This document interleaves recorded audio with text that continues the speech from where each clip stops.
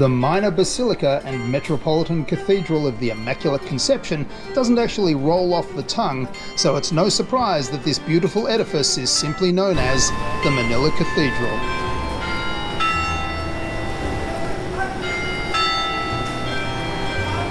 Built in 1571 and conferred with the elevated status of cathedral in 1579, the Manila Cathedral has a history of tragedy and resurrection that very few other buildings can rival.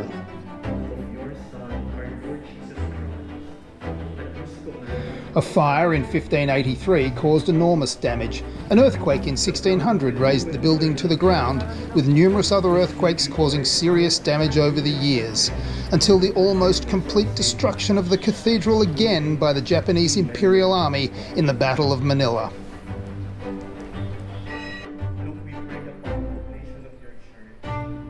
The building has been rebuilt 7 times. The most recent reconstruction was finished in 1958. In 2012, the cathedral was prudently retrofitted with earthquake-resistant technology, and subsidence prevention measures have been taken as well. In 2015, Pope Francis celebrated his first Mass in the Philippines here.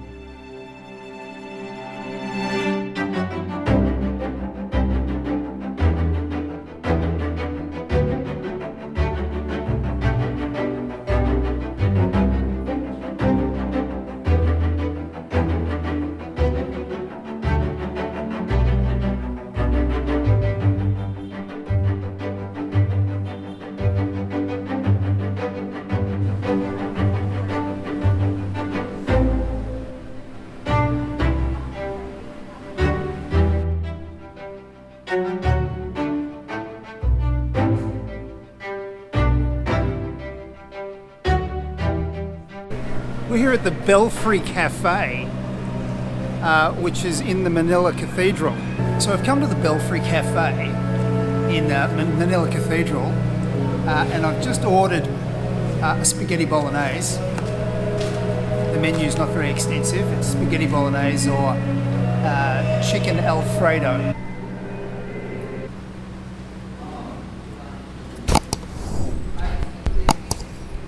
It's not bad, not bad. A bit of garlic bread on the side.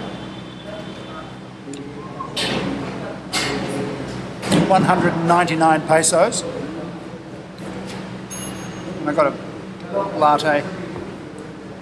Now, the Belfry Cafe, you're probably thinking, what's the Belfry doing on the ground floor? Well, there have been several earthquakes over the years that have completely demolished the cathedral, or severely damaged the cathedral. The bells in the cafe, there are 7 of them. In total, apparently they weigh 17 metric tons, which is about 19 US tons. Which, to put it into further perspective for you so you can understand it, is about the equivalent of 3 mature male African elephants. So they moved the bells from the tower to the ground floor because they were so heavy and they were causing the tower to collapse during very strong earthquakes. Now, there are bells up in the tower and we heard them before, but they do actually still use these bells down here. They obviously clear everybody out of the cafe, keep the doors open wide, and they use those bells. So what you can hear at the moment is a sermon.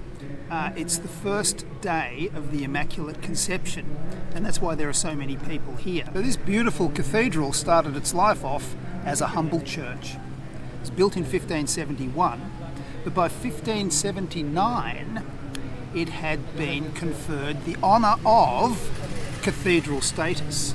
And this cafe has only been open since February. They actually opened it during the pandemic. How's that for faith? There is no more powerfully contemplative place to stand than under a bell. And given to philosophical musings as I am, it reminds me of a deeply troubling philosophical question that came to me while I was having a quarter pounder at the San Juan McDonald's. As I munched and as I looked around, I wondered, are the people who come here this way before they come here? Or are they this way because they come here? The same can be said of a lot of important social institutions. I, of course, exclude myself from the academic question. Well, the first sermon of the Immaculate Conception here at the Manila Cathedral has come to an end.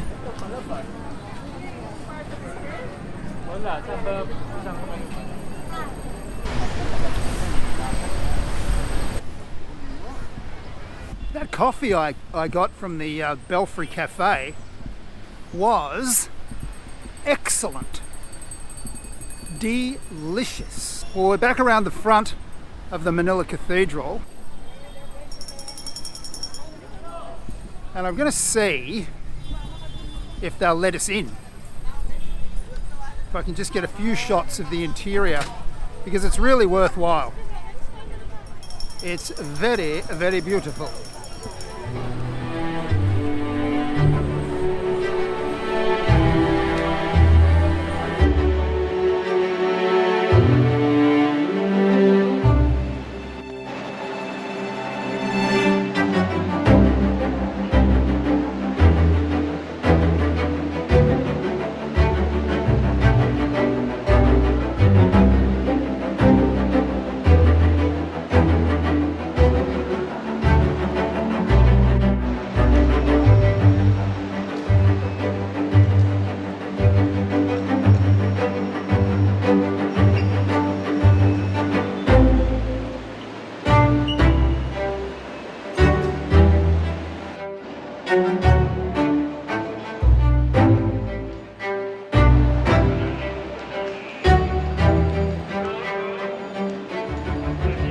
Well, that's it for today's vlog. But if it's piety, beautiful architecture and great coffee that's your thing this Christmas, well then the Manila Cathedral and the Belfry Cafe is the place to be. Take care, beautiful people.